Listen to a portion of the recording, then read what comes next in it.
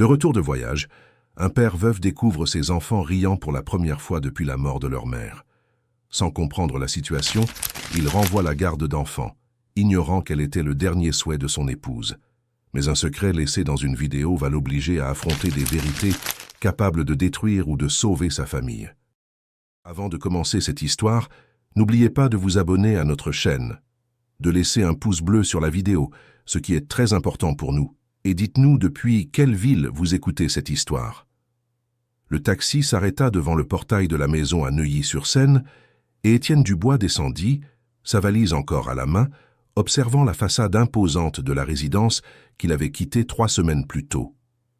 Le voyage d'affaires en Suisse avait été épuisant, rempli de réunions tendues et de contrats qui semblaient ne jamais aboutir à un accord final. Mais maintenant, il était de retour impatient de retrouver Louis, Marianne et Gabriel, ses 3 trésors, tout ce qui lui restait de Carmen, son épouse partie 1 an et demi auparavant. Le silence de la rue contrastait avec le bruit qui venait du jardin. Étienne fronça les sourcils. Quel était ce bruit? Des rires forts, des cris de joie, des voix d'enfants résonnant par-dessus les hauts murs de la propriété. Depuis combien de temps n'avait-il pas entendu ses enfants rire de cette façon? Son cœur se réchauffa un instant, une sensation qu'il n'avait pas éprouvée depuis que Carmen avait fermé les yeux, pour la dernière fois dans cet hôpital froid et aseptisé. Il ouvrit le portail électrique avec la télécommande et traversa l'allée en pavé parisien, suivant le son des voix qui venaient du jardin à l'arrière. Ce qu'il vit en contournant la maison le laissa paralysé. Louis, âgé de 8 ans, était complètement couvert de boue, ses cheveux bruns collants et ses vêtements méconnaissables. Marianne, 6 ans, portait la robe que Carmen lui avait achetée avant de mourir, transformée en une tache marron et verte. Et Gabriel, le Benjamin de 4 ans, était assis dans une flaque de boue, tapant dans ses mains et riant comme Étienne ne l'avait pas vu rire depuis les funérailles de sa mère. Au milieu de cette scène se trouvait Hélène Fournier, la gouvernante qu'il avait engagée 6 mois avant le décès de Carmen.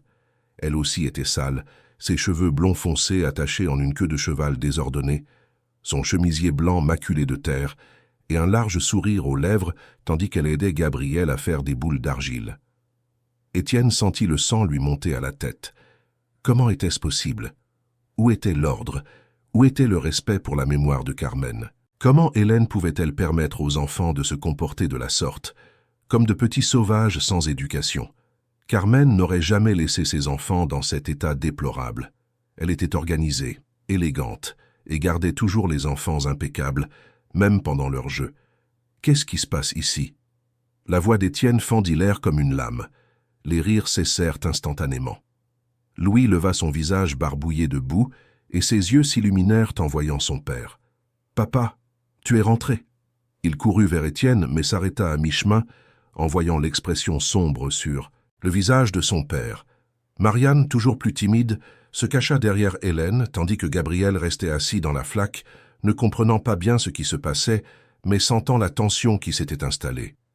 Hélène se leva lentement, s'essuyant les mains sales sur le côté de son jean. Elle connaissait ce regard d'Étienne.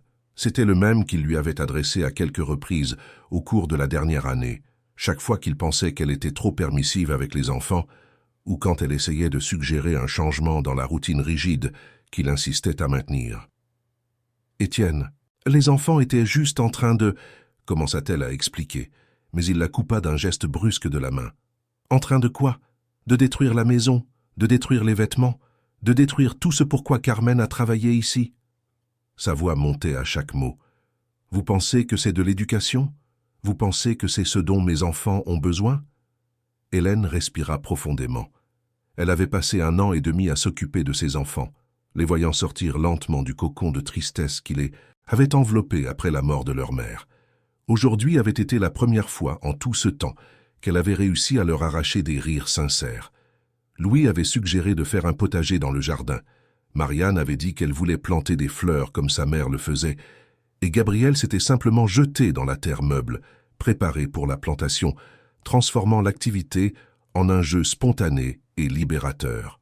« Étienne, laissez-moi vous expliquer, » tenta-t-elle à nouveau, mais son expression se durcissait de plus en plus. « Il n'y a rien à expliquer, Hélène. Regardez-les, regardez cette maison. Carmen doit se retourner dans sa tombe en voyant ce que vous avez fait de nos enfants. » Les mots sortirent comme des coups de poignard, et Hélène sentit chacun d'eux dans sa poitrine. Louis fit un pas en avant, les yeux pleins de larmes. « Papa, on était juste en train de jouer. Hélène a dit qu'on pouvait faire un jardin pour maman et... »« Silence, Louis !» cria Étienne, et le garçon recula comme s'il avait reçu une gifle. « Allez à l'intérieur tout de suite, tous les trois. Et je ne veux pas vous voir tant que vous ne serez pas complètement propre. » Les enfants regardèrent Hélène avec désespoir, comme si elle pouvait les sauver de cette situation. Mais elle savait qu'elle ne le pouvait pas. Elle connaissait Étienne depuis près de 2 ans, connaissait son entêtement, son tempérament explosif, quand quelque chose échappait au contrôle qu'il tentait de maintenir sur tout et tout le monde depuis la mort de Carmen. Marianne se mit à pleurer doucement, et Gabriel, qui ne comprenait pas bien ce qui se passait, commença à faire la moue. Louis, toujours le plus protecteur de ses cadets, prit la main de Marianne et tendit l'autre à Gabriel. « Venez, les enfants, » dit-il avec une maturité qu'aucun enfant de 8 ans ne devrait avoir. « Allons prendre un bain. » Tandis que les enfants marchaient, la tête basse, vers la maison, Étienne se tourna vers Hélène. Son visage était rouge de colère, les veines de son cou saillantes, et elle pouvait voir la douleur profonde qu'il portait se transformer en fureur dirigée contre elle. « Vous êtes renvoyés, » dit-il, et les mots semblèrent résonner dans le jardin. « Je veux que vous rassembliez vos affaires et que vous quittiez ma maison aujourd'hui même. » Hélène sentit le sol se dérober sous ses pieds. « Étienne, s'il vous plaît, écoutez ce que j'ai à dire. Les enfants iront bien sans vous. Ils allèrent bien les premiers mois après la mort de Carmen, et ils iront bien à nouveau. » Il lui tourna le dos. « Je ne veux plus en discuter. Vous avez 2 heures pour faire vos valises. » Elle resta là, immobile, au milieu du jardin boueux, regardant Étienne disparaître à l'intérieur de la maison. Ses mains tremblaient, non pas de peur, mais de frustration. 1 an et demi de travail, 1 an et demi à essayer d'aider ses enfants à surmonter la perte de leur mère, 1 an et demi à construire une relation de confiance et d'affection avec Louis, Marianne et Gabriel. Et tout cela détruit en 5 minutes à cause d'un peu de boue. Elle savait qu'il ne servirait à rien d'essayer d'argumenter maintenant.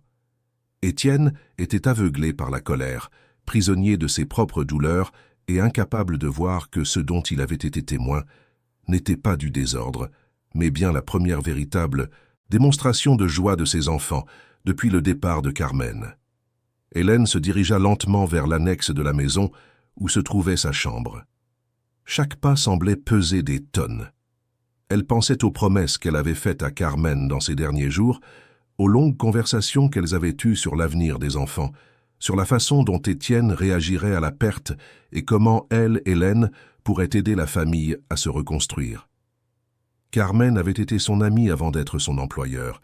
Elle s'était rencontrée dans un groupe de soutien pour les personnes ayant perdu des êtres chers. Hélène essayait de surmonter la mort de Béatrice, sa sœur cadette, décédée dans un accident de voiture à 22 ans.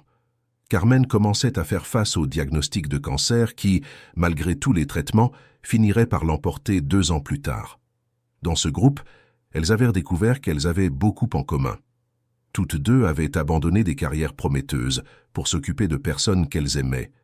Hélène avait quitté son poste de psychologue pour enfants dans une clinique renommée pour s'occuper de Béatrice pendant les derniers mois de sa vie. Carmen avait mis sa carrière d'architecte en pause pour se consacrer entièrement à ses enfants lorsqu'elle avait découvert qu'elle était malade. C'est Carmen qui avait demandé à Hélène de rester et de l'aider avec les enfants. Elle savait qu'Étienne serait perdu, savait qu'il se renfermerait sur lui-même et pourrait finir par nuire aux enfants sans le vouloir. Carmen connaissait son mari mieux que quiconque. Elle connaissait sa tendance à essayer de tout contrôler lorsqu'il se sentait vulnérable, connaissait sa difficulté à gérer les émotions intenses. En rangeant ses vêtements dans sa valise, Hélène se souvenait de la dernière conversation qu'elle avait eue avec Carmen à l'hôpital. La femme, déjà très faible, lui, avait tenu la main et murmuré « Promets-moi de ne pas les abandonner, Hélène. Ils auront besoin de toi plus qu'Étienne ne pourra le voir au début. » Et maintenant, elle était là, renvoyée au moment même où les enfants avaient montré qu'ils commençaient à guérir. Louis avait recommencé à sourire. Marianne s'était permis de salir ses vêtements et d'être une enfant. Gabriel avait ri. Après 1 an et demi de thérapie subtile déguisée en jeu, de conversations affectueuses à l'heure du coucher, de patience infinie pour gérer les nuits de cauchemar et les jours de crise de colère. Incompréhensible, elle avait enfin réussi à ramener un peu de lumière dans ses petits cœurs brisés. Elle finit de faire ses valises et regarda autour d'elle la chambre qui avait été son foyer pendant près de 2 ans. Sur la table de chevet se trouvait la photo que Carmen lui avait donnée peu avant de mourir. C'était une image d'elles deux avec les 3 enfants au parc, prise quelques mois avant le diagnostic final. Tout le monde souriait. C'était une famille heureuse, complète, pleine de projets et de rêves. Hélène prit la photo et la rangea soigneusement entre ses vêtements. Puis elle prit sa valise et se dirigea vers la porte. En sortant de la chambre, elle entendit des pas courir dans le couloir de la maison principale. C'était Louis. « Hélène, Hélène, tu ne peux pas partir. » Le garçon apparut à la porte de l'annexe, avec encore des restes de boue dans les cheveux, mais déjà en vêtements propres. Derrière lui vinrent Marianne et Gabriel, tous deux également propres, et avec des expressions désespérées. « Papa a dit que tu partais pour toujours, » dit Marianne entre 2 sanglots. « C'est vrai ?» Hélène s'agenouilla devant les enfants et regarda chacun d'eux dans les yeux. Louis, toujours si sérieux et responsable pour son âge. Marianne, sensible et affectueuse, mais pleine de peur depuis que sa mère était partie. Gabriel, encore trop petit pour comprendre complètement ce qui s'était passé, mais assez intelligent pour sentir que quelque chose de très important lui était à nouveau enlevé. « Vous savez que je vous aime très fort, n'est-ce pas ?» dit-elle, en essayant de garder une voix ferme. « Et vous savez que je ne ferai jamais rien pour vous faire du mal. Alors pourquoi ? » « Tu pars ?» demanda Louis, et la maturité forcée dans sa voix brisa le cœur d'Hélène. « Parfois, les adultes font des erreurs, » répondit-elle. « Et parfois, les choses ne se passent pas comme on le voudrait. Mais ça ne veut pas dire que l'amour s'arrête. » Elle les serra tous les 3 dans ses bras en même temps, sentant l'odeur enfantine de leurs cheveux fraîchement lavés, la texture douce de leurs vêtements propres, la chaleur de leur petit corps qui s'accrochait à elle comme s'il pouvait l'empêcher de partir par la seule force de leur étreinte. « Je veux que vous vous souveniez d'une chose, » leur murmura-t-elle à l'oreille. « Votre maman m'a dit que les gens qu'on aime ne partent jamais vraiment. Ils restent ici. » Elle toucha la poitrine de Louis. « Et ici. » Elle toucha celle de Marianne. « Et ici aussi. » Elle toucha celle de Gabriel.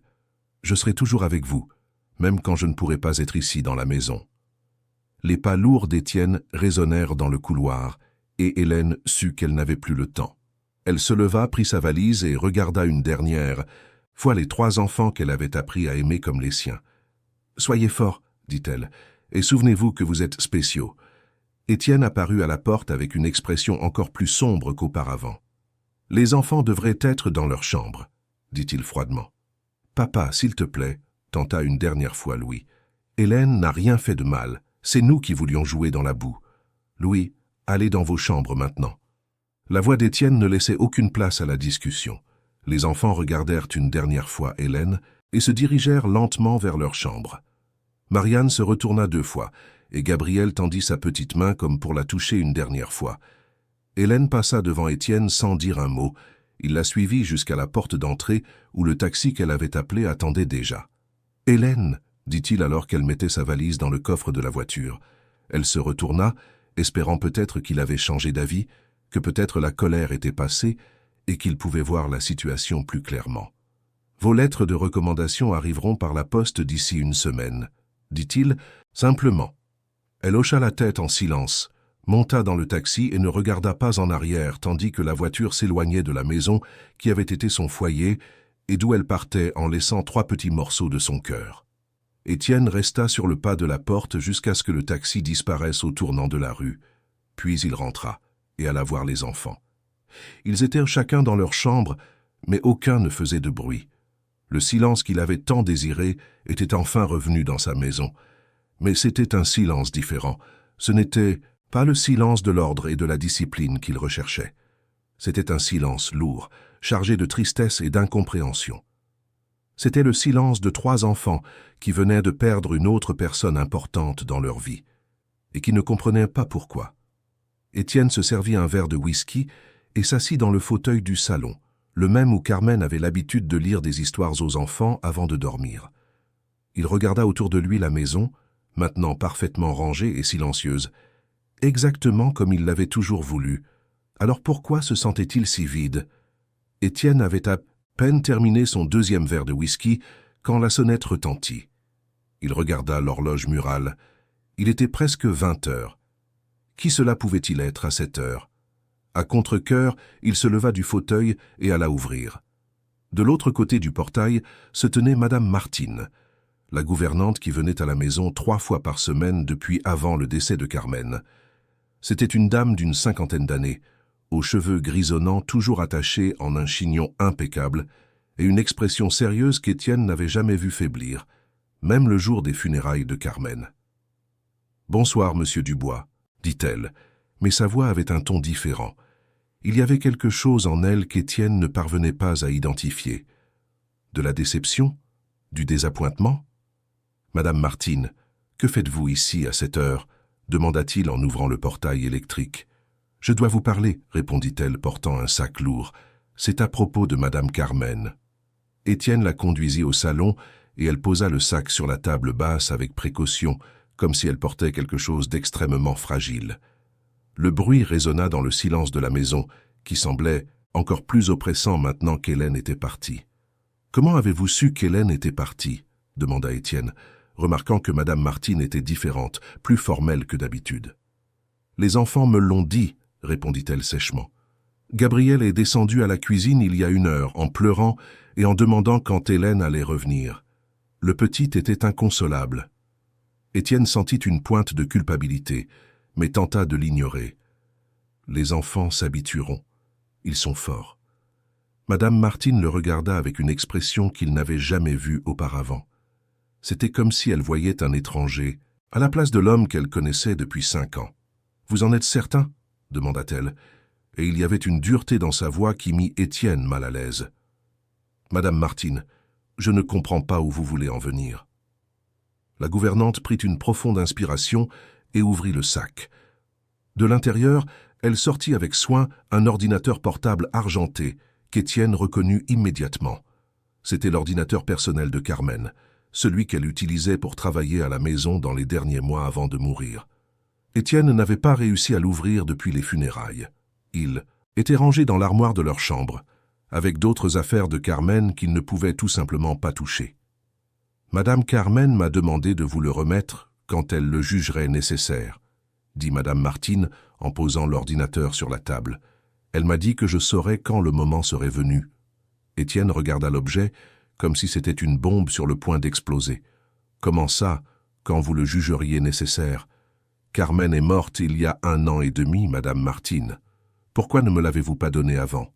Parce qu'elle m'a demandé d'attendre que vous commettiez l'erreur qu'elle savait que vous commettriez, » répondit la gouvernante sans hésiter. Elle vous connaissait très bien, monsieur Dubois. Elle savait que vous essaieriez de tout contrôler après son départ.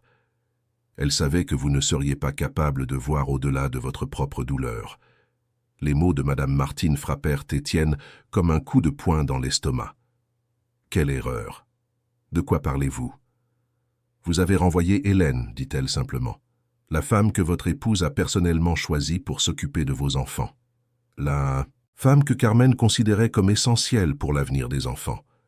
Étienne sentit le sol bouger sous ses pieds. Hélène n'était qu'une nounou, Madame Martine. Une nounou qui a laissé mes enfants se comporter comme des sauvages.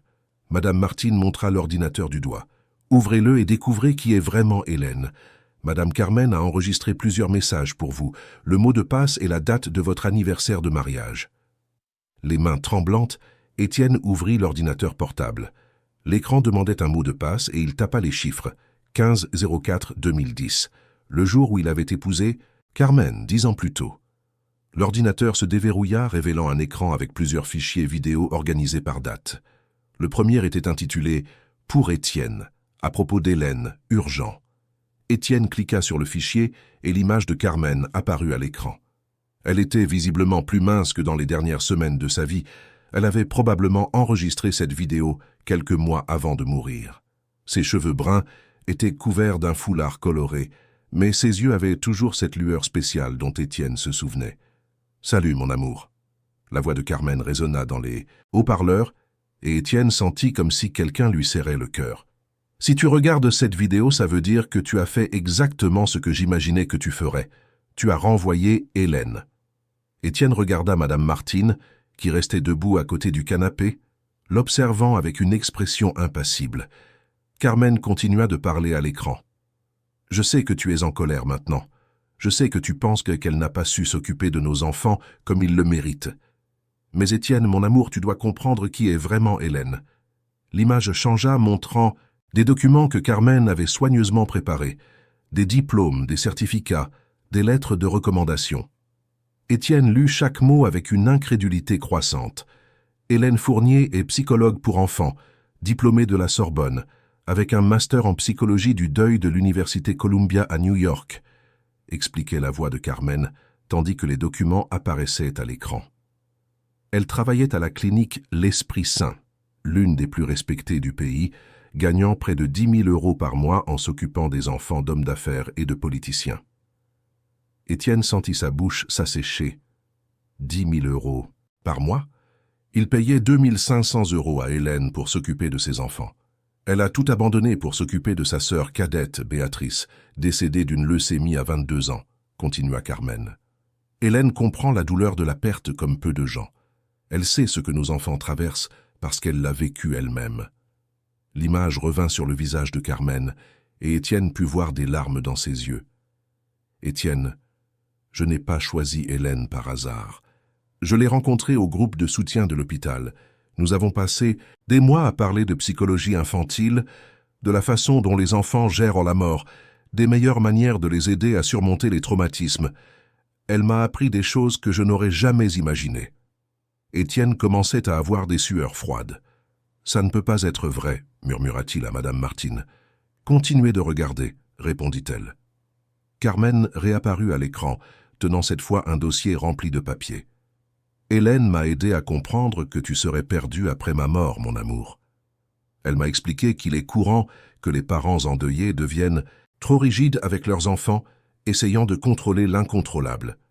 C'est pourquoi j'ai élaboré un plan. » Étienne déglutit difficilement, tandis que Carmen ouvrait le dossier. « J'ai viré 50 000 € sur un compte spécial au nom d'Hélène. C'est assez d'argent pour qu'elle puisse rester avec nos enfants pendant 5 ans, même si tu essaies de la renvoyer dans tes moments de désespoir. » La tête d'Étienne tournait. 50 000 €? Carmen avait fait ça sans lui en parler? « L'argent n'est pas à elle, Étienne, » expliqua Carmen, comme si elle lisait dans ses pensées. « C'est le nôtre. C'est pour garantir que nos enfants aient quelqu'un de qualifié pour les aider à surmonter ma mort. Hélène a accepté de rester avec nous en gagnant beaucoup moins que ce qu'elle gagnait avant, parce que je le lui ai demandé. Parce qu'elle a compris que Louis, Marianne et Gabriel avaient besoin d'elle. » La vidéo s'interrompit un instant, et Carmen essuya les larmes de ses yeux. Quand elle reprit la parole, sa voix était plus ferme. « Si tu regardes ça, mon amour, ça veut dire que tu as commis une erreur. Mais il est encore temps de la réparer. Hélène est plus qu'une gouvernante. C'est une professionnelle qualifiée qui aide nos enfants à guérir, et ils ont besoin d'elle. » L'écran devint noir, indiquant que la vidéo était terminée. Étienne resta à regarder l'écran noir, essayant de digérer tout ce qu'il venait d'entendre. Madame Martine s'assit à côté de lui sur le canapé. « Madame Carmen m'a tout raconté quelques semaines avant de mourir, » dit-elle doucement. « Elle savait que vous seriez aveuglé par la douleur et que vous pourriez finir par nuire aux enfants sans le vouloir. C'est pourquoi elle a créé ce plan. » Étienne se passa les mains dans les cheveux, se sentant comme le plus grand idiot du monde. Pourquoi Hélène ne m'a-t-elle jamais rien dit de tout ça? Pourquoi a-t-elle accepté que je la traite comme une simple nounou? Parce que Madame Carmen lui a demandé de ne rien dire. Elle a dit que vous deviez accepter Hélène pour qui elle était en tant que personne, non pour ses titres ou ses qualifications. Madame Carmen croyait que vous finiriez par reconnaître sa valeur naturellement. Le silence envahit la pièce, seulement brisé par le tic-tac de l'horloge murale que Carmen avait achetée lors de leur lune de miel en Europe. Étienne se souvenait du moment où ils avaient choisi cette horloge dans une petite boutique à Paris. Carmen avait dit qu'elle voulait quelque chose qui marquerait tous les moments heureux de la famille qu'ils construiraient ensemble. « Où est Hélène maintenant ?» demanda-t-il, brisant enfin le silence. « Je ne sais pas, » répondit Madame Martine. « Elle est partie d'ici très secouée. Les enfants étaient inconsolables. Louis n'a pas voulu dîner, Marianne a pleuré jusqu'à s'endormir et Gabrielle continue de demander quand elle va revenir. Étienne se leva brusquement et se dirigea vers la fenêtre qui donnait sur le jardin arrière. Il pouvait voir la zone où les enfants avaient joué dans la boue quelques heures plus tôt. La terre était retournée, avec de petits trous où Gabrielle avait creusé avec ses petites mains. Il y avait aussi quelques plants de fleurs qu'Hélène avait dû préparer pour les planter avec les enfants. Il faisait un potager, dit-il, plus pour lui-même que pour Madame Martine. Oui, confirma-t-elle. Hélène a dit qu'elle allait apprendre aux enfants à planter les fleurs, préférées de Madame Carmen. Elle essayait de créer un moyen pour eux de se sentir connectés à leur mère. Étienne ferma les yeux et appuya son front contre la vitre froide de la fenêtre. Comment avait-il pu être si aveugle? Comment n'avait-il pas remarqué qu'Hélène faisait exactement ce que Carmen aurait voulu? Au lieu de voir une activité thérapeutique qui pourrait aider ses enfants à surmonter la mort de leur mère, il n'avait vu que du désordre et de la pagaille. « Je dois la retrouver », dit-il en se tournant vers Madame Martine. « Je dois la ramener. » Madame Martine secoua tristement la tête. « Ce ne sera peut-être pas si simple, Monsieur Dubois. Hélène est une personne fière, et vous l'avez beaucoup blessée aujourd'hui. Alors que dois-je faire ?» Avant que Madame Martine ne puisse répondre, ils entendirent des pas descendre l'escalier. C'était Louis en pyjama et les yeux rouges d'avoir pleuré. Le garçon s'arrêta à l'entrée du salon et regarda son père avec une expression qui brisa le cœur d'Étienne. « Papa, » dit Louis d'une voix étranglée, « Hélène va revenir demain ?» Étienne s'agenouilla à la hauteur de son fils et le serra dans ses bras. Il pouvait sentir le petit corps trembler contre sa poitrine. « Je ne sais pas, mon fils. Papa a fait une très grosse erreur aujourd'hui. »« Je sais, » dit simplement Louis. « Tu lui as crié dessus sans la laisser s'expliquer, comme tu le fais avec moi parfois. » Les mots du garçon frappèrent Étienne comme un éclair. Était-il vraiment devenu le genre de père qui criait avant d'écouter? Sa douleur était-elle en train de le transformer en quelqu'un que Carmen ne reconnaîtrait pas? Louis s'éloigna un peu et regarda son père dans les yeux. Maman aimait quand Hélène jouait avec nous. Elle disait qu'Hélène était spéciale. « Carmen a dit ça ?» demanda Étienne surpris. « Oui, le dernier jour où elle est restée à la maison, avant d'aller à l'hôpital. Elle m'a appelé dans sa chambre et m'a dit qu'Hélène s'occuperait de nous quand elle ne le pourrait plus. Elle a dit que je devais être un bon garçon et l'aider avec Marianne et Gabrielle. » Étienne regarda Madame Martine, qui confirma d'un signe de tête. Elle avait été témoin de cette conversation. À ce moment, Étienne entendit un bruit venant d'en haut. Des pas qui courent, une porte qui claque, le son de pleurs. Marianne s'était réveillée et avait probablement réalisé qu'Hélène n'était plus dans la maison. « Tout ira bien, Louis, » dit Étienne, essayant de paraître plus confiant qu'il ne l'était. « Papa va tout arranger. » Mais quand il monta pour calmer Marianne et trouva Gabrielle également réveillée et pleurant dans son berceau, Étienne commença à réaliser que ce ne serait peut-être pas si simple. Les enfants demandaient Hélène avec insistance, et rien de ce qu'ils disaient ne parvenait à les consoler. Il fallut 2 heures pour que les 3 finissent par se rendormir, épuisés d'avoir tant pleuré. Étienne descendit au salon et trouva Madame Martine qui l'attendait encore. « Ils ne s'en remettront pas facilement, » dit-elle en le voyant descendre l'escalier. « Je sais, » admit Étienne, s'asseyant lourdement dans le fauteuil. « Vous devez m'aider à trouver Hélène, Madame Martine. Vous devez m'aider à réparer ça. » La gouvernante le regarda longuement avant de répondre. « Je ferai ce que je peux, Monsieur Dubois, mais il y a quelque chose que vous devez savoir. Hélène n'est pas seulement une employée que l'on peut renvoyer et réembaucher à sa convenance. Elle s'est attachée à ses enfants. Elle les aime vraiment. Et vous lui avez brisé le cœur aujourd'hui. » Étienne hocha la tête, comprenant la gravité de la situation. « Que puis-je faire pour arranger ça? D'abord, vous devez admettre que vous avez eu tort. Pas seulement envers Hélène, mais aussi envers les enfants. Ils vous ont vu maltraiter la personne qui les a le plus aidés à surmonter la mort de leur mère. Cela les a profondément blessés. Et ensuite, vous devez prouver que vous avez changé, que vous avez compris qui est vraiment Hélène et ce qu'elle signifie pour cette famille. Et vous devez le faire d'une manière qui la convaincra que vous ne répéterez pas l'erreur. » Étienne regarda de nouveau l'ordinateur portable ouvert sur la table, montrant toujours les documents que Carmen avait préparés sur Hélène. Sa femme avait pensé à tout, avait prévu exactement ce qui se passerait, et malgré tout, il avait été trop arrogant pour faire confiance à son jugement.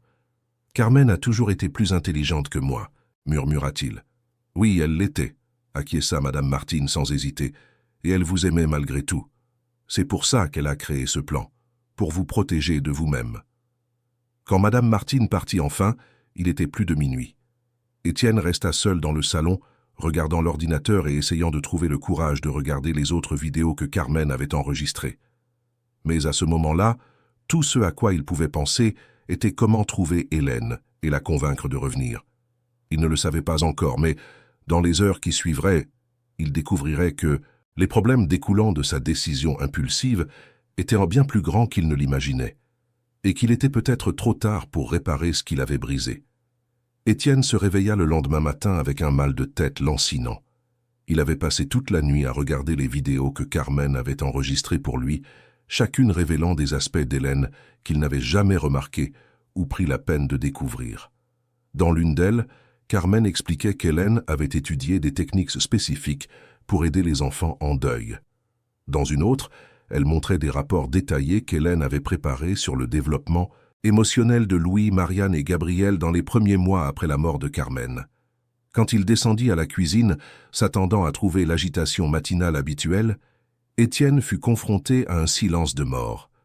Madame Martin préparait le petit déjeuner, mais son visage portait une expression inquiète qui serra l'estomac d'Étienne. « Les enfants ne sont pas encore descendus ?» demanda-t-il en regardant l'horloge. Il était presque 8 heures, et normalement Louis, Marianne et Gabriel seraient déjà en train de prendre leur petit déjeuner et de se préparer pour l'école.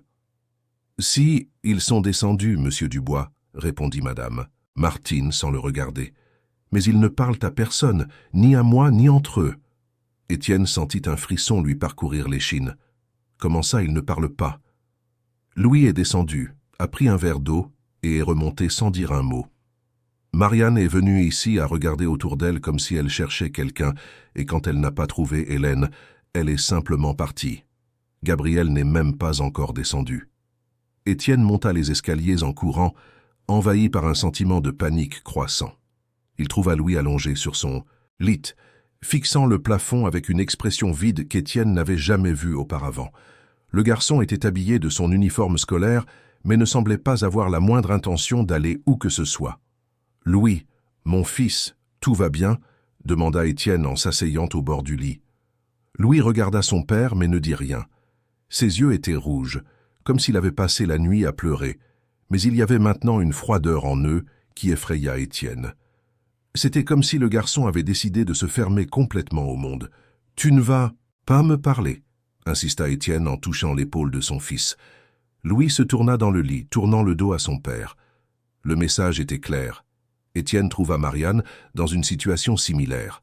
La fillette était assise par terre dans sa chambre, serrant dans ses bras une poupée qu'Hélène lui avait donnée quelques mois plus tôt. C'était une poupée de chiffon aux cheveux blonds, très ressemblante à Hélène, que Marianne avait baptisée « Petite Hélène ». La fillette regarda son père quand il entra, mais n'émit aucun son. Gabriel, dans son berceau, était réveillé et observait tout autour de lui avec attention. Mais quand il vit son père, il tourna le visage sur le côté et fit la moue, comme s'il était fâché. Même quand Étienne essaya de le prendre dans ses bras, le garçon ne réagit pas. Il resta raide, sans se blottir comme il le faisait toujours. « Mon Dieu !» murmura Étienne en redescendant à la cuisine. « Qu'est-ce que j'ai fait ?» Madame Martin l'attendait avec une tasse de café, mais son regard était sévère. « Ce que Madame Carmen avait prédit que vous feriez, » répondit-elle sans détour. Elle m'avait prévenu que cela pourrait arriver. Les enfants se sont refermés. Mais est-ce normal? Vont-ils recommencer à parler? Je ne saurais le dire, monsieur Dubois. Je n'ai jamais vu d'enfants si jeunes réagir de cette manière, mais je sais qu'ils ont perdu confiance en vous, et ils ont perdu la personne qui les aidait à surmonter la mort de leur mère. Étienne prit son téléphone, les mains tremblantes. Il devait trouver Hélène immédiatement. Il composa son numéro, mais tomba directement sur sa messagerie vocale. Il rappela encore et encore. Après 15 tentatives infructueuses, il envoya un SMS. « Hélène, s'il te plaît, réponds-moi. J'ai besoin de te parler de toute urgence. Les enfants ont besoin de toi. » La réponse arriva 2 heures plus tard, sèche et directe. « Étienne, je n'ai rien à vous dire. S'il vous plaît, ne me cherchez plus. » Désespéré, Étienne appela la clinique où Hélène avait travaillé auparavant. Peut-être était-elle retournée à son ancien emploi. La secrétaire fut polie, mais ferme. « Le docteur Fournier ne travaille plus ici, monsieur. Elle est partie il y a 2 ans pour des raisons personnelles. » Pendant toute la matinée, Étienne passa des appels à tous les endroits où il imaginait qu'Hélène pourrait se trouver. Hôpitaux, cliniques de psychologie, même l'université où elle avait obtenu son diplôme. Personne ne savait où elle était, ou s'il le savait, il ne voulait pas le lui dire. C'est alors que son portable sonna. C'était Marc, son associé dans l'entreprise de conseil qu'ils avaient bâtie ensemble au cours des 8 dernières années. La voix de Marc semblait tendue. « Étienne, je dois te parler immédiatement, » dit-il. « Où es-tu ? » ?»« À la maison. »« Pourquoi ? » ?»« Il s'est passé quelque chose ? » ?»« Tu dois aller sur Internet tout de suite. Cherche ton nom sur Google. » Étienne se précipita vers l'ordinateur du salon et fit la recherche que Marc avait suggérée. Ce qu'il vit le glaça. Le premier résultat était une vidéo sur YouTube intitulée « Un chef d'entreprise renvoie sa nounou devant ses enfants dans un accès de fureur ». Elle avait déjà plus de 50 000 vues et avait été postée dans la nuit. Le cœur battant à tout rompre, Étienne cliqua sur la vidéo. L'image montrait le jardin de sa maison filmé sous un angle qui suggérait que la vidéo avait été faite par quelqu'un de l'immeuble voisin.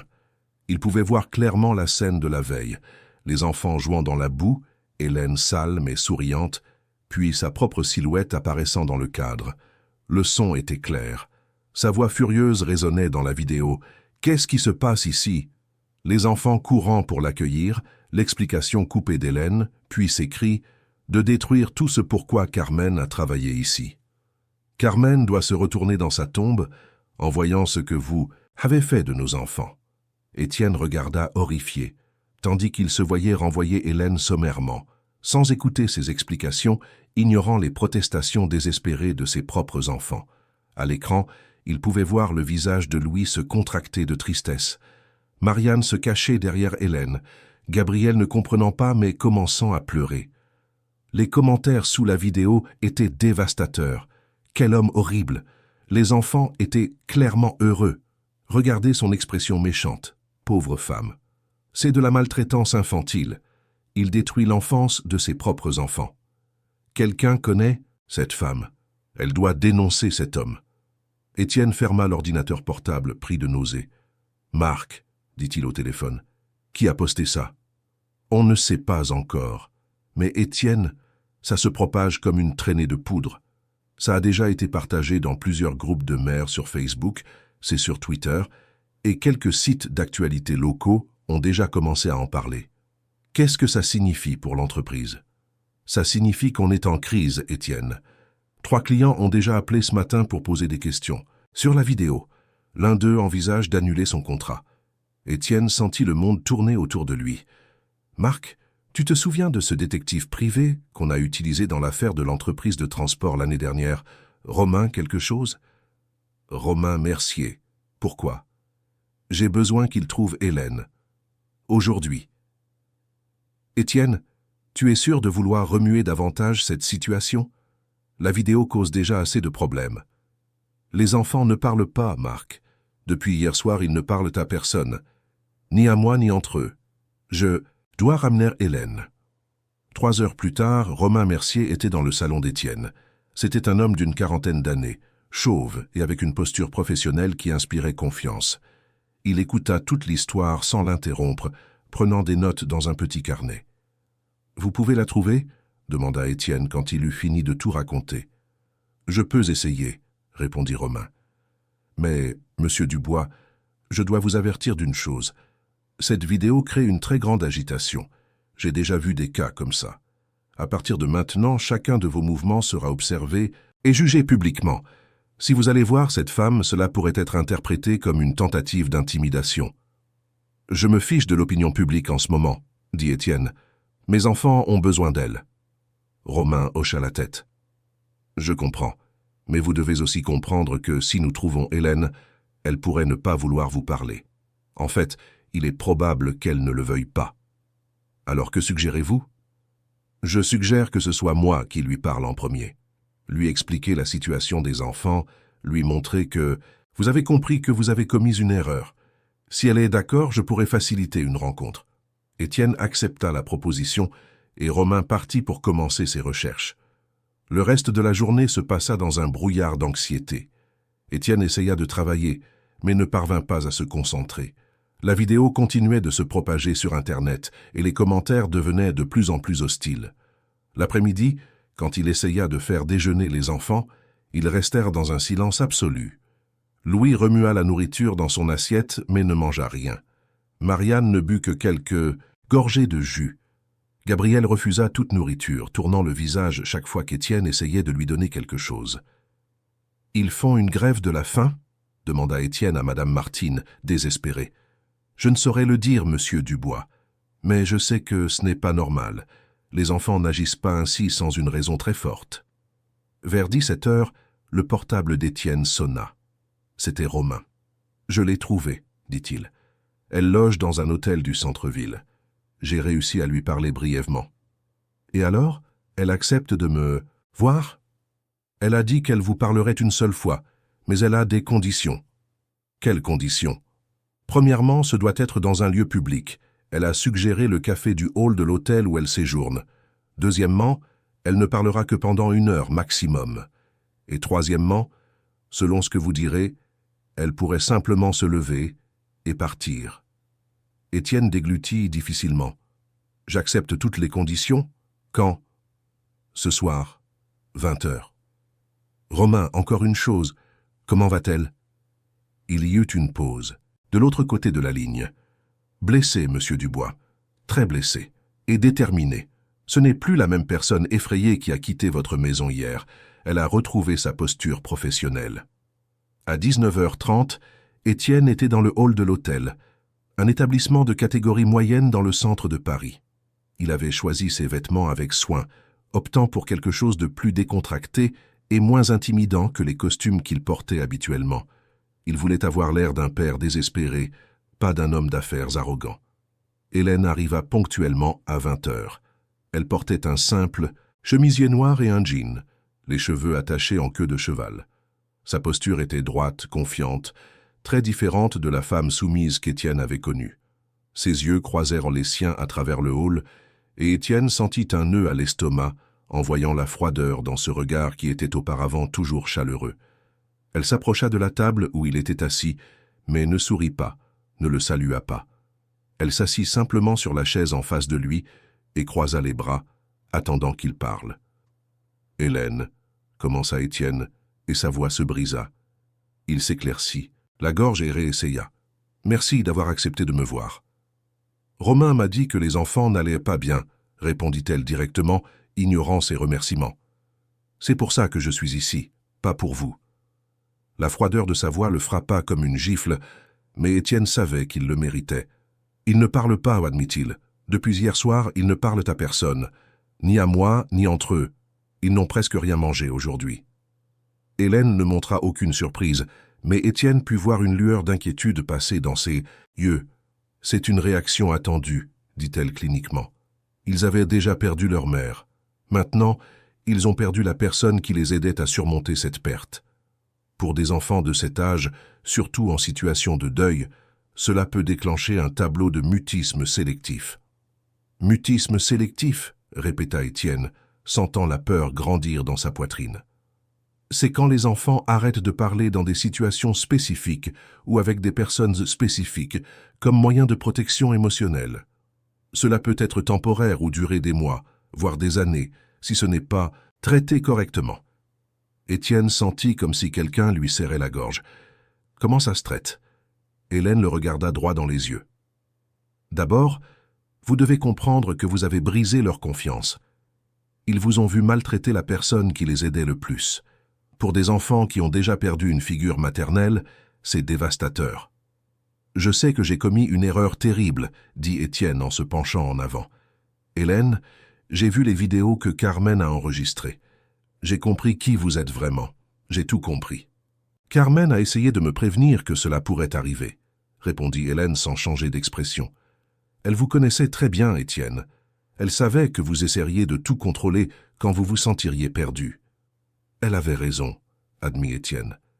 Et je vous présente mes excuses, non seulement pour ce que je vous ai fait, mais pour ce que j'ai fait aux enfants. Ils ne méritaient pas d'assister à ça. Hélène resta silencieuse un long moment, étudiant son visage comme pour déterminer s'il était sincère. « Que voulez-vous de moi, Étienne » demanda-t-elle. « Finalement. Je veux que vous reveniez, dit-il sans hésiter. Les enfants ont besoin de vous. J'ai besoin de vous. Vous m'avez renvoyé hier, lui rappela-t-elle, sa voix toujours froide. Vous m'avez humilié devant les enfants. Vous m'avez accusé de détruire la mémoire de Carmen. Pourquoi devrais-je croire que vous ne referiez pas la même chose ?» Étienne prit une profonde inspiration. Il savait que ce moment serait crucial. « Parce que maintenant, je comprends qui vous êtes. Je comprends que Carmen vous a choisi spécifiquement pour vous occuper de nos enfants. Et je comprends que je dois changer. Changer comment? D'abord en reconnaissant que vous n'êtes pas une employée ordinaire. Vous êtes une professionnelle qualifiée qui aide ma famille pour des raisons qui vont bien au-delà d'un simple emploi. » Hélène hocha légèrement la tête, lui indiquant de continuer. « Deuxièmement, je dois arrêter d'essayer de tout contrôler. Je dois faire confiance à votre jugement professionnel sur ce qui est le mieux pour les enfants. Et troisièmement, Étienne hésita mais savait qu'il devait le dire. Je dois accepter que vous n'êtes pas Carmen et que je ne devrais pas essayer que vous le soyez. Vous avez vos propres méthodes, votre propre façon de vous occuper des enfants. Et d'après les résultats que j'ai vus hier, vos méthodes fonctionnent mieux que les miennes. » Hélène détendit légèrement sa posture, mais garda toujours une expression sérieuse. « Étienne, si je revenais, et je dis bien si, ce serait à des conditions très spécifiques. » « Quelles conditions ?» « Premièrement, j'aurais une autonomie totale dans les décisions liées aux soins émotionnels et psychologiques des enfants. Vous pourriez donner votre avis, mais vous ne pourriez pas annuler mes décisions. » Étienne hocha la tête. « J'accepte. » Deuxièmement, si un jour vous aviez des doutes sur mes méthodes ou mes décisions, vous m'en parleriez d'abord, en privé, plus jamais devant les enfants. J'accepte. Et troisièmement, Hélène s'arrêta un instant, et quand elle continua, il y avait une dureté dans sa voix qu'Étienne n'avait jamais entendue auparavant. « Je veux la cotutelle légale des enfants. » Étienne sentit comme s'il avait reçu un coup de poing dans l'estomac. « La cotutelle ? Oui, je veux les mêmes droits légaux que vous sur les décisions importantes concernant l'éducation, la santé et le bien-être émotionnel de Louis, Marianne et Gabriel. Je veux qu'il soit officialisé juridiquement que je ne suis pas seulement une employée qui peut être renvoyée à tout moment. » Étienne la regarda, voyant la détermination dans ses yeux. Hélène ne demandait plus un emploi. Elle exigeait d'être reconnue comme faisant partie de la famille, comme quelqu'un ayant des droits et des responsabilités envers les enfants. « Vous êtes sérieuse ?» demanda-t-il. « Absolument, » répondit-elle. « Étienne, j'aime ces enfants comme s'ils étaient les miens, et après ce qui s'est passé hier, je dois être sûr que je ne pourrai plus jamais être éloigné d'eux sur un de vos coups de tête. » Étienne resta silencieux pendant plusieurs minutes, digérant ce qu'elle venait de dire. La cotutelle signifiait partager officiellement la responsabilité des enfants. Cela signifiait qu'Hélène aurait des droits légaux sur eux. C'était un changement énorme, quelque chose qu'il n'avait jamais envisagé. Mais ensuite, il pensa à Louis, Marianne et Gabriel à la maison, silencieux, refusant de manger, renfermés sur eux-mêmes.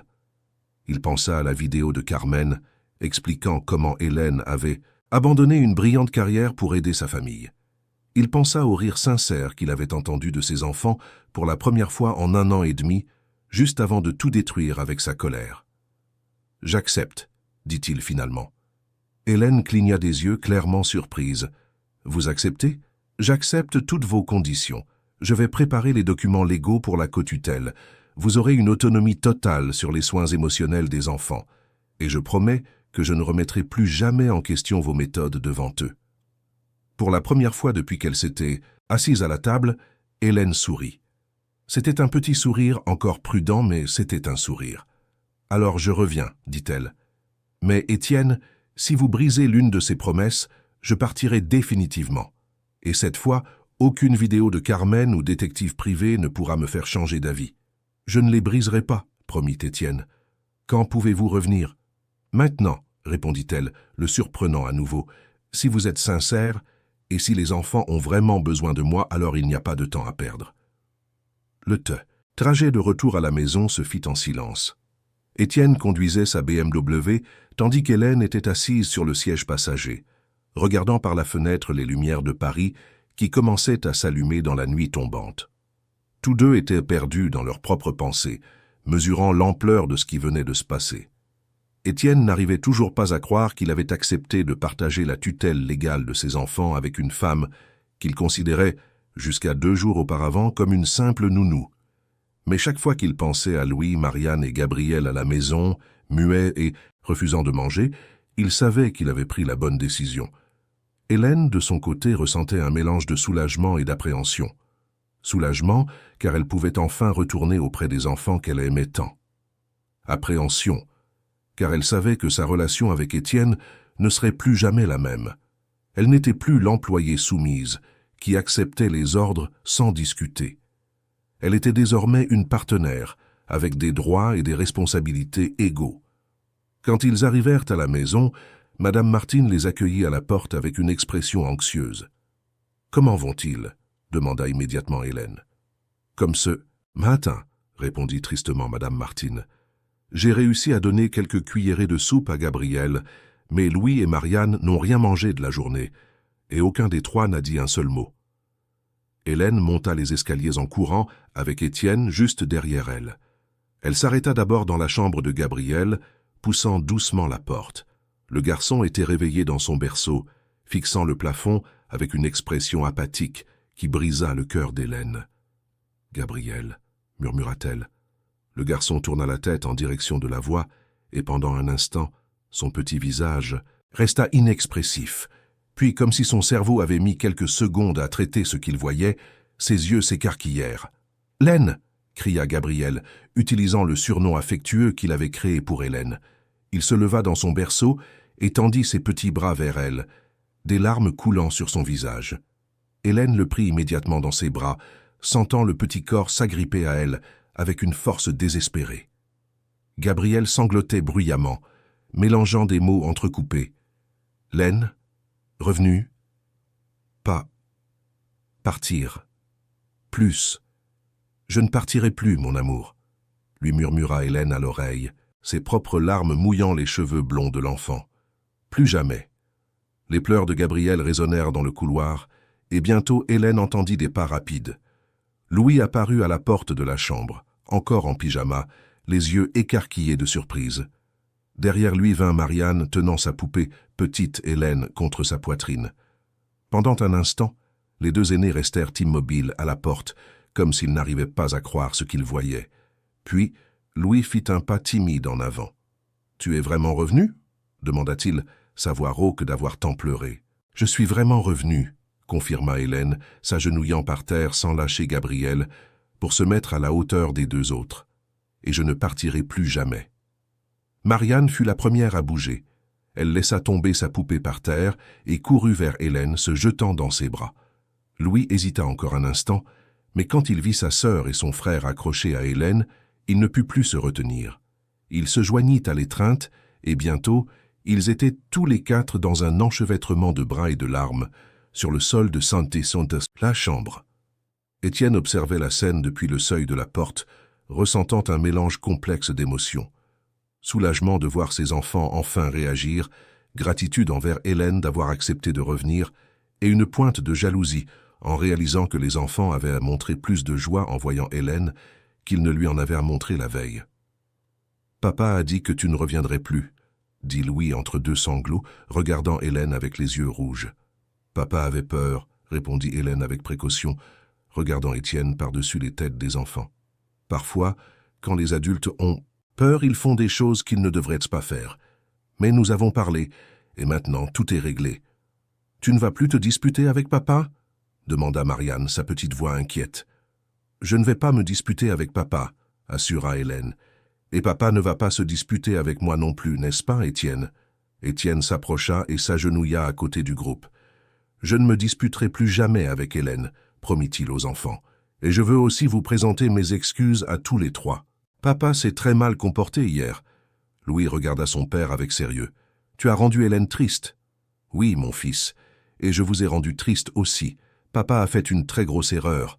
Mais maintenant, elle revient pour toujours ?» demanda Gabriel, toujours agrippé au cou d'Hélène. « Pour toujours », confirma Étienne, se surprenant lui-même de la fermeté de sa propre voix. Il fallut près d'1 heure pour calmer les enfants et les convaincre qu'Hélène ne repartirait vraiment plus. Il voulait qu'elle reste dans la chambre avec eux, pour être sûre qu'elle serait là à leur réveil le lendemain matin.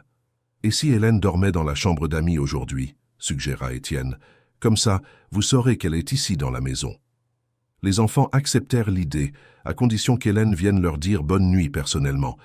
Après beaucoup de câlins, d'histoires et de promesses répétées qu'elle ne partirait pas, Hélène réussit enfin à les faire s'endormir. Quand elle descendit au salon, elle trouva Étienne en train de servir 2 verres de vin rouge. Il lui en offrit un, et ils s'assirent tous les deux sur le canapé, épuisés, émotionnellement. « Merci, dit simplement Étienne. « De rien, répondit Hélène. Ce sont des enfants spéciaux. Ils méritaient de vous avoir tous les deux pour s'occuper d'eux. » Étienne but une gorgée de vin avant de reprendre la parole. « Hélène, à propos de la cotutelle, j'appellerai mon avocat demain matin. Je veux que ce soit officialisé le plus rapidement possible. » « Vous êtes sûr? C'est une décision très importante, Étienne. Une fois officialisée, j'aurai des droits légaux sur les décisions importantes de leur vie. »« J'en suis sûr, » répondit-il sans hésiter. « Carmen vous a choisi pour une raison. Et après ce que j'ai vu ce soir, je comprends pourquoi. Les enfants vous aiment d'une manière que je n'ai jamais réussi à conquérir depuis la mort de Carmen. » Hélène l'étudia un instant. « Étienne, vous êtes leur père. Cet amour existe, mais il a été blessé. Il faudra du temps pour guérir la relation entre vous, mais elle guérira. » « Comment en êtes-vous si sûr ?»« Parce que c'est exactement ce qui s'est passé avec ma sœur et moi, » expliqua Hélène, « quand nos parents sont morts. Dans un accident de voiture, j'avais 17 ans, et Béatrice en avait 15. Je suis devenu responsable d'elle, mais au début, je ne savais pas comment m'y prendre. J'ai fait beaucoup d'erreurs, j'ai été trop rigide parfois, trop permissive d'autres fois. Béatrice s'est éloignée de moi pendant un temps. » Étienne se pencha en avant, intéressé par l'histoire. Hélène parlait rarement de sa vie personnelle. « Comment vous êtes-vous réconciliés ?»« Avec du temps, de la patience et beaucoup de conversations. J'ai appris qu'être responsable de quelqu'un ne signifie pas contrôler tout ce que cette personne fait. Cela signifie être présent quand elle en a besoin, la soutenir dans les décisions difficiles et accepter que parfois, elle commettra ses propres erreurs. Et ça a fonctionné ?» Hélène sourit tristement. « Ça a fonctionné. Béatrice et moi sommes devenus très proches dans ces dernières années.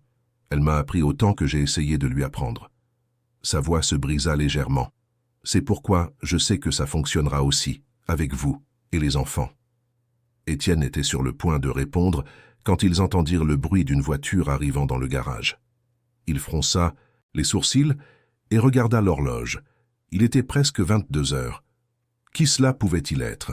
« Vous attendez quelqu'un » demanda Hélène. « Non » répondit Étienne en se levant pour aller à la fenêtre.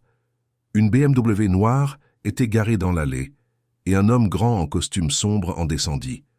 Même dans la pénombre, Étienne reconnut immédiatement la silhouette. « C'est Robert » dit-il, surpris. « Mon associé. » Hélène connaissait Robert Marchand de vue.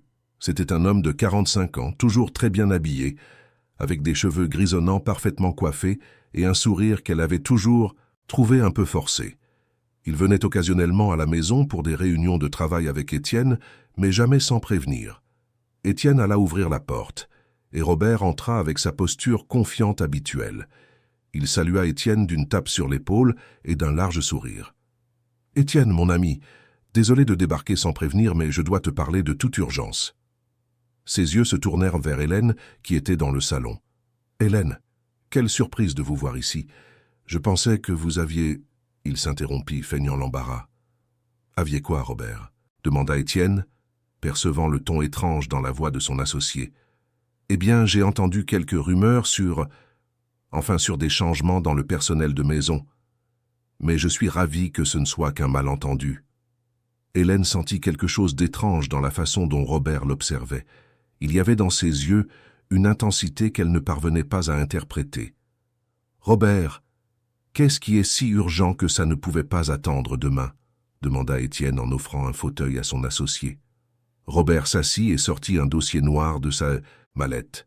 « Étienne, j'ai reçu des informations aujourd'hui qui m'ont beaucoup inquiété. C'est à propos de notre gouvernante ici. » Hélène sentit un frisson lui parcourir l'échine. « Des informations sur moi ? » ?»« Malheureusement, oui, » répondit Robert, mais son ton semblait plus satisfait qu'inquiet. « Un de nos anciens clients, tu te souviens d'Auguste Lefebvre, de l'entreprise de construction ? Il m'a appelé aujourd'hui après avoir vu cette vidéo désagréable sur Internet. » Étienne se tendit. « Qu'est-ce qu'Auguste a à voir avec ça ? » « Eh bien, apparemment, Hélène a travaillé pour sa famille, il y a quelques années. Et il m'a raconté des choses troublantes. »« Quel genre de choses ?» demanda Étienne. Mais Hélène sentait qu'il commençait à se mettre sur la défensive. Robert ouvrit le dossier et en sortit quelques feuilles de papier. Selon Auguste, Hélène a été renvoyée de chez lui pour comportement inapproprié avec les enfants. Il y a aussi des questions sur de l'argent qui a disparu de la maison pendant qu'elle y travaillait. Hélène sentit son sang se glacer dans ses veines. « C'est un mensonge, dit-elle, mais sa voix sortit plus faible qu'elle ne l'aurait voulu. Hélène n'a jamais travaillé pour une famille Lefebvre, dit fermement Étienne. Elle travaillait dans une clinique avant de venir ici. Robert secoua tristement la tête. « Étienne, mon ami, je comprends ta réticence à le croire. Mais Auguste a des preuves. Des photographies, des fiches de paie, même une fausse lettre de recommandation qu'Hélène a présentée à d'autres familles. » Hélène se leva brusquement du fauteuil. « Étienne, c'est complètement faux. Je n'ai jamais travaillé pour une famille nommée Lefebvre. Je n'ai jamais travaillé comme nounou pour personne d'autre que vous. Avant, ça, j'étais à la clinique L'Esprit Saint. » « Hélène, » dit Robert d'un ton paternel qui lui donna la nausée, « je comprends que ce doit être difficile à admettre, mais les preuves sont là. Et franchement, après ce qui s'est passé hier, avec vous permettant aux enfants de se comporter de manière si inappropriée. »« Robert ?» interrompit Étienne, et il y avait une froideur dans sa voix qu'Hélène n'attendait pas. Les enfants jouaient. Il n'y avait rien d'inapproprié à cela. Robert parut surpris par la réaction d'Étienne. « Étienne, tu as dit toi-même hier que tu étais furieux de la situation. La vidéo te montre en train de la renvoyer. Et c'était une erreur, dit clairement Étienne. Une erreur qui a déjà été corrigée. » Hélène observait l'interaction entre les deux hommes, sentant que quelque chose de plus se passait. Robert semblait sincèrement surpris de la défense qu'Étienne prenait pour elle, comme si ce n'était pas ce à quoi il s'attendait.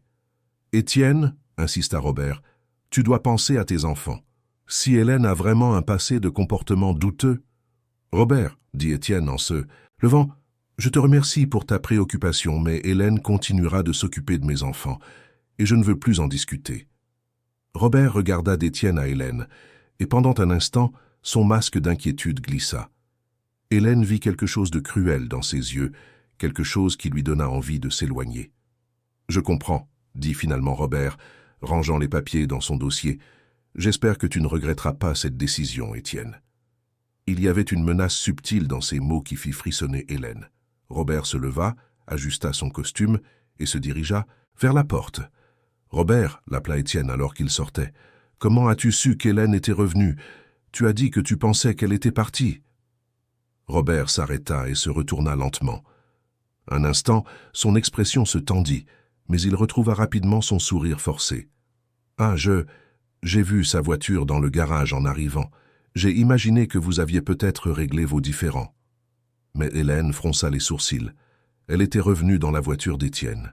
Sa propre voiture était à l'hôtel, où elle l'avait laissée en quittant la maison la veille. Quand Robert fut enfin parti, Étienne et Hélène restèrent silencieux un long moment. « Étienne, » dit finalement Hélène, « il y a quelque chose d'étrange dans toute cette histoire. »« Que veux-tu dire ?»« D'abord, je n'ai jamais travaillé pour une famille Lefebvre. Deuxièmement, comment Robert savait-il que j'avais une voiture ici si je suis revenu dans ta voiture? Et troisièmement, » elle hésita. « Troisièmement, la façon dont il me regardait, c'était comme s'il me connaissait de quelque part. Mais je suis sûr de n'avoir jamais échangé plus de 5 minutes avec lui toutes les fois où il est venu ici. » Étienne se rassit sur le canapé, se passant les mains dans les cheveux. « Hélène, tu penses que Robert pourrait essayer de... »« Quoi? Te nuire? » « Je ne sais pas, admit-elle, mais quelque chose ne va pas. Et je pense que nous devons découvrir ce que c'est. Cette nuit-là, après qu'Étienne fut allé se coucher, Hélène resta éveillée dans la chambre d'amis, pensant à la visite inattendue de Robert.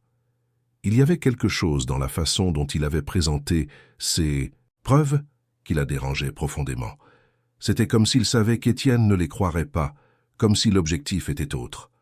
Vers 2 heures du matin, Hélène descendit à la cuisine pour prendre un verre d'eau. En passant par le salon, elle remarqua que la lumière du bureau d'Étienne était allumée. Elle s'approcha et vit que la porte était entr'ouverte. Curieuse, elle jeta un coup d'œil à l'intérieur et vit Étienne assis à son bureau avec divers papiers étalés devant lui. Il semblait chercher quelque chose. « Étienne » murmura-t-elle. « Tout va bien ?» Il leva la tête, surpris. « Hélène, désolé, je n'arrivais pas à dormir. Je n'arrêtais pas de penser à ce que Robert a dit. »« Tu as trouvé quelque chose ?» Étienne hésita. « En fait, j'ai trouvé quelque chose qui m'a rendu encore plus confus. » Il tenait une enveloppe scellée. Cette enveloppe était cachée derrière un tiroir du bureau. Je ne l'avais jamais vue. Hélène s'approcha. « Qu'y a-t-il à l'intérieur ?»« Je ne sais pas. Elle m'est adressée, mais il n'y a pas d'expéditeur. Et vu où je l'ai trouvée, Carmen a dû la cacher ici. » Les mains tremblantes, Étienne ouvrit l'enveloppe. À l'intérieur se trouvaient plusieurs feuilles de papier. Certaines étaient des copies d'emails, d'autres semblaient être des dossiers médicaux. Hélène s'approcha davantage, tandis qu'Étienne lisait, et elle put voir son visage pâlir de plus en plus. « Qu'est-ce que c'est ?» demanda-t-elle. Étienne la regarda avec une expression de choc total. « Hélène, je crois qu'on a découvert pourquoi Robert ne veut pas de toi ici. » Étienne tenait les papiers avec des mains tremblantes, tandis qu'il lisait chaque ligne, chaque mot que Carmen lui avait laissé. Hélène observait, son visage pâlir progressivement, voyant les muscles de sa mâchoire se contracter à mesure qu'il absorbait le contenu de ses documents. Le premier papier était une copie d'un email de l'hôpital où Carmen avait suivi son traitement. L'expéditeur était le docteur Marc Silva, l'oncologue qui l'avait accompagné dans ces derniers mois. L'email était adressé à Carmen et datait de 3 semaines avant sa mort. « Carmen, comme nous en avons discuté au téléphone, je suis préoccupé par les divergences dans vos niveaux de médication. Les analyses montrent que vous n'absorbez pas la dose prescrite de morphine, mais les registres de... La pharmacie indique que le médicament est retiré régulièrement. J'ai besoin que vous veniez à l'hôpital pour une conversation urgente sur qui a accès à vos médicaments. » Étienne déglutit difficilement et passa au document suivant. C'était une note manuscrite sur du papier à en-tête de l'hôpital, signée par une infirmière nommée Claire Mercier. « Madame Carmen, je sais que cela peut paraître étrange que je vous écrive, mais je dois vous dire quelque chose qui m'a beaucoup dérangé. Hier, quand je suis venu pour votre médication à domicile, j'ai trouvé un homme dans votre cuisine en train de fouiller dans votre boîte à médicaments. Il a dit qu'il était l'associé de votre mari et qu'il vérifiait juste que vous preniez tout correctement. Mais quelque chose m'a semblé étrange dans sa façon de parler. Il a posé beaucoup de questions sur les types de médicaments que vous preniez et à quelles heures. J'ai pensé qu'il valait mieux vous prévenir. » Hélène sentit un froid dans son dos. « Étienne, quand cette note a-t-elle été écrite ?» Étienne vérifia la date. 2 semaines avant la mort de Carmen. Sa voix était rauque. « Hélène, Robert touchait aux médicaments de Carmen. » Le document suivant était encore plus troublant. C'était une copie des registres de la pharmacie Saint-Jean, où Carmen achetait ses médicaments. Les registres montraient que, dans les 6 dernières semaines de la vie de Carmen, les médicaments avaient toujours été retirés par la même personne, Robert Marchand. « Mais pourquoi ferait-il ça ?» demanda Hélène, bien qu'une partie d'elle commençât déjà à soupçonner la réponse. Étienne continua de feuilleter les papiers et trouva quelque chose qui le fit s'arrêter net. C'était une photocopie d'un très vieil acte de mariage. Date 15 mars 1998. Mariés. Robert Charles Marchand et Carmen Lucia Santos. « Mon Dieu » murmura Étienne. « Robert et Carmen ont été mariés ?» Hélène prit le document de ses mains. Le mariage n'avait duré que 8 mois, se terminant par un divorce fin 1998. 2 ans avant qu'Étienne ne rencontre Carmen. « Elle ne t'a jamais dit qu'elle avait été mariée avant ?» demanda Hélène. « Jamais » répondit Étienne, clairement secoué. Carmen a toujours dit que j'étais son premier et unique mari. Le dernier document dans l'enveloppe était une lettre manuscrite de Carmen adressée à Étienne. Les mains tremblantes, il la lut à voix haute pour Hélène. « Mon cher Étienne, si tu lis cette lettre, cela signifie que quelque chose m'est arrivé et que tu as découvert la vérité sur Robert. Je dois te dire des choses que j'aurais dû te dire il y a bien longtemps. Robert et moi avons été brièvement mariés quand j'étais très jeune et naïve. C'était une terrible erreur. Il était contrôlant, possessif. Et quand j'ai demandé le divorce, il m'a menacé. Il a dit qu'un jour, il me ferait regretter de l'avoir rejeté. Je pensais qu'il avait surmonté ça quand vous êtes devenus associés. Je pensais que nous pourrions enfin avoir une relation civilisée pour les affaires. J'avais tort. Ces dernières semaines, il est venu ici quand tu n'étais pas là, posant des questions sur ma médication, s'offrant pour m'aider avec les médicaments. Quelque chose me rend méfiante à son sujet, Étienne. S'il m'arrive quelque chose, s'il te plaît, enquête sur Robert. Et s'il te plaît, protège nos enfants de lui. Avec tout mon amour, Carmen. » Le silence qui suivit fut assourdissant. Étienne laissa tomber la lettre sur le bureau et se couvrit le visage de ses mains. Hélène pouvait entendre sa respiration saccadée, le voyant essayer de digérer ce qu'il venait de découvrir. « Robert a tué Carmen », dit finalement Étienne, sa voix un murmure rauque. « Nous n'en sommes pas certains, » dit Hélène, bien qu'elle-même fût convaincue que c'était exactement ce qui s'était passé. « Mais nous avons assez de preuves pour porter ça à la police. » Étienne leva la tête et regarda Hélène. « C'est pour ça qu'il ne veut pas de toi ici. Tu es psychologue, tu observes les comportements, tu poses des questions. Il a peur que tu découvres quelque chose. » Hélène hocha lentement la tête, et aujourd'hui, quand il a apporté ses fausses accusations, il essayait de me discréditer avant que je ne puisse remarquer quoi que ce soit. « Nous devons appeler la police maintenant, » dit Étienne en prenant son téléphone. « Étienne, attends » l'arrêta Hélène. « Si nous appelons la police maintenant, au milieu de la nuit, avec seulement ces documents, Robert peut prétendre que nous inventons tout pour nous débarrasser de lui. Il est malin, il a des relations. Nous avons besoin de plus de preuves. » « Quel genre de preuves ?» Hélène réfléchit un instant. « Il faut qu'il avoue, ou au moins qu'il dise quelque chose qui se contredise, qui prouve qu'il savait des choses qu'il n'aurait pas dû savoir. Comment allons-nous faire ça? Nous allons le confronter, mais de manière stratégique, avec des témoins et un enregistrement. » Étienne la regarda avec admiration. « Tu es vraiment psychologue. Tu penses comme une professionnelle. » « Carmen m'a engagé pour une raison, » dit simplement Hélène. « Peut-être que ce n'était pas seulement pour m'occuper des enfants. » Ils passèrent le reste de la nuit à planifier comment confronter Robert. Ils décidèrent qu'il valait mieux le faire dans leur propre entreprise, pendant les heures de bureau, avec le plus de personnes possible présentes. Étienne appellerait Robert le matin, fixant une réunion urgente sur l'avenir de l'entreprise. À 7 heures du matin, Étienne appela Robert. « Robert, j'ai besoin de te parler de toute urgence. Peux-tu venir au bureau à 9 heures? C'est à propos de l'entreprise. Nous allons devoir prendre des décisions importantes. » Robert arriva ponctuellement à 9 heures, avec sa mallette et son sourire confiant habituel. Étienne avait demandé à Hélène de rester dans une salle adjacente, où elle pourrait tout entendre via un interphone. Il avait également demandé à Marc, son comptable, et à Adriana, la secrétaire, de rester à l'étage. « Étienne, mon ami, » dit Robert en entrant dans la salle de conférence. « J'espère que tu as mieux réfléchi à la situation avec Hélène hier soir. »« En fait, Robert, c'est exactement de ça que je voulais te parler, » répondit Étienne, gardant un ton désinvolte. « Assieds-toi. » Robert s'installa sur la chaise, l'air satisfait. « Parfait, je savais que tu finirais par entendre raison.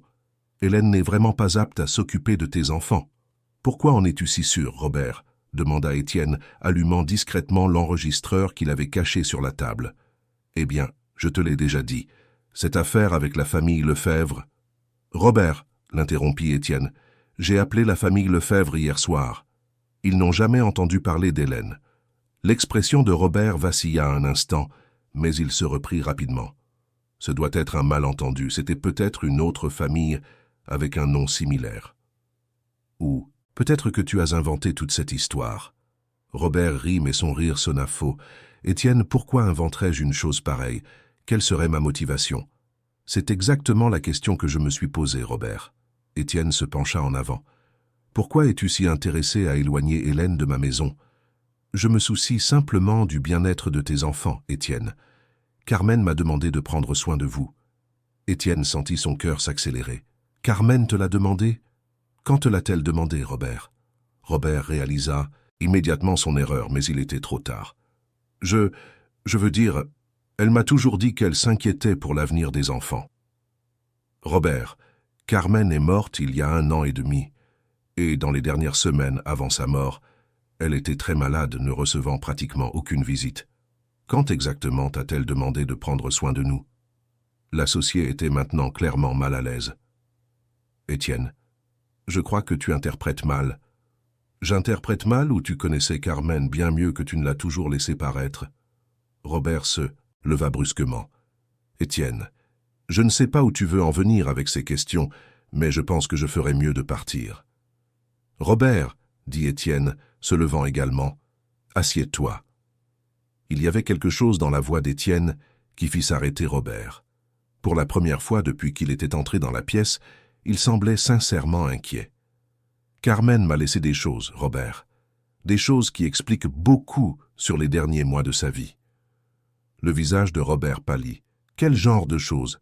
Des dossiers médicaux, des emails de l'hôpital, des registres de la pharmacie montrant qui retirait ses médicaments. » Robert se rassit lentement, sa confiance s'évanouissant complètement. Étienne, et aussi un acte de mariage très intéressant, daté de 1998. Robert ferma les yeux et respira profondément. Quand il les rouvrit, toute prétention avait disparu. Ses yeux étaient durs, froids, complètement différents de l'associé amical qu'Étienne pensait connaître. « Alors tu as découvert, » dit simplement Robert. « J'ai découvert que toi et Carmen avez été mariés. J'ai découvert que tu touchais à ses médicaments. J'ai découvert que tu l'as tué. » Robert ne nia pas. Au lieu de ça, il rit amèrement. « Carmen a toujours été trop maligne pour son propre bien. » Étienne eut la nausée. « Pourquoi, Robert? Pourquoi as-tu fait ça ?»« Parce qu'elle m'a humilié, » répondit Robert, sa voix pleine de venin. « Parce qu'elle m'a rejeté il y a 20 ans et ne m'a jamais pardonné d'avoir essayé de reconstruire ma vie. Parce que même mariée à toi, je l'aimais encore, et elle le savait, et s'en servait contre moi. Carmen ne s'est jamais servie de rien, contre personne. Elle ne m'a même pas dit que vous aviez été mariés. »« Exactement !» cria Robert en se levant à nouveau. « Elle a fait comme si je n'avais jamais existé, comme si cette année que nous avons passée ensemble n'avait rien signifié. Et quand elle est tombée malade, quand j'ai enfin eu la chance d'être à nouveau près d'elle, elle me traitait comme un étranger. » Étienne enregistrait tout, mais une partie de lui voulait sauter par-dessus la table et étrangler Robert de ses propres mains. « Alors tu as décidé de la tuer. » « J'ai décidé que si elle ne pouvait pas m'aimer à nouveau, au moins elle partirait en sachant que j'avais encore du pouvoir sur sa vie, » admit Robert.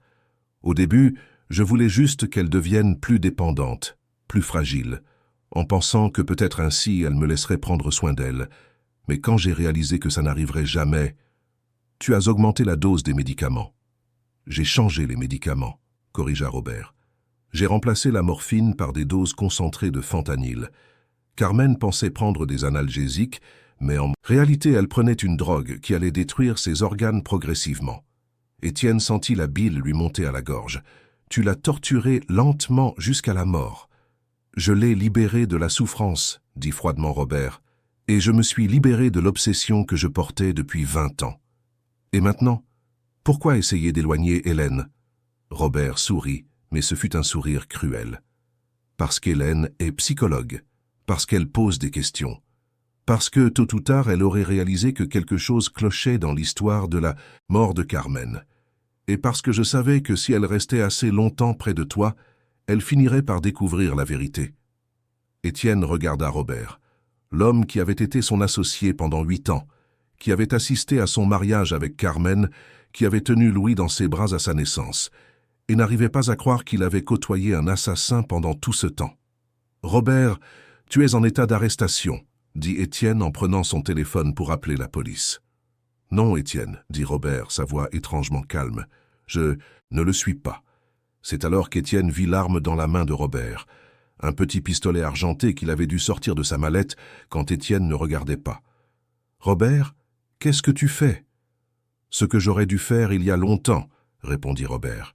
Carmen m'a appris que parfois il faut en finir une bonne fois pour toutes. À ce moment, la porte de la salle s'ouvrit et Hélène entra. Elle avait tout entendu par l'interphone et avait compris que la situation devenait dangereuse. « Robert, dit-elle calmement, baissez cette arme. »« Ah, la fameuse psychologue, dit Robert en pointant le pistolet dans sa direction. La femme qui a ruiné tous mes plans. »« Je n'ai ruiné aucun plan, Robert.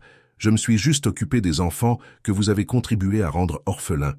Carmen allait mourir de toute façon, cria Robert. Le cancer allait la tuer. J'ai juste accéléré le processus. Vous lui avez enlevé les derniers mois de sa vie qu'elle aurait pu passer avec ses enfants, dit Hélène en s'approchant lentement. Vous avez enlevé aux enfants la chance de dire adieu correctement à leur mère, et vous avez fait porter à Étienne une culpabilité qui n'a jamais été la sienne. Robert hésita, et Étienne réalisa qu'Hélène utilisait des techniques psychologiques pour le déstabiliser. « Robert, continua Hélène, vous avez passé 20 ans de votre vie obsédé par une femme qui ne vous aimait pas. Vous avez tué cette femme. Vous avez essayé de détruire sa famille. Et maintenant, vous êtes sur le point de détruire votre propre vie aussi. Est-ce que ça en vaut la peine? Taisez-vous, cria Robert. Mais Étienne pouvait voir que les paroles d'Hélène l'affectaient. Vous pouvez encore arrêter, Robert, dit-elle doucement. Vous pouvez baisser cette arme, vous rendre à la police et au moins garder un peu de dignité. De la dignité? Robert rit amèrement. Quelle dignité? Carmen a détruit ma dignité il y a 20 ans. Carmen n'a rien détruit, Robert. Vous avez détruit votre propre vie en n'arrivant pas à accepter un rejet. C'est alors qu'Étienne réalisa que Robert commençait à pleurer. Ce n'étaient pas des larmes de regret, mais des larmes de colère et de frustration accumulées pendant des décennies. « Je l'aimais, » murmura Robert. « Je l'aimais plus que tout au monde. »« Non, Robert, » dit gentiment Hélène. « Vous étiez obsédé par elle. Le véritable amour ne tue pas. Le véritable amour ne détruit pas. Le véritable amour laisse la personne partir quand elle veut partir. » À ce moment, des sirènes commencèrent à retentir à l'extérieur du bâtiment. Marc avait appelé la police en entendant les cris. Robert regarda par la fenêtre, puis Étienne, puis Hélène. « C'est fini, dit-il. »« Oui, » acquiesça Hélène. « C'est fini. » À la surprise d'Étienne, Robert baissa l'arme et la posa sur la table. Puis il s'assit sur la chaise et se couvrit le visage de ses mains. « Je n'ai jamais voulu en arriver là, » dit-il entre deux sanglots. « Je voulais juste qu'elle m'aime à nouveau. » Quelques minutes plus tard, la salle était remplie de policiers.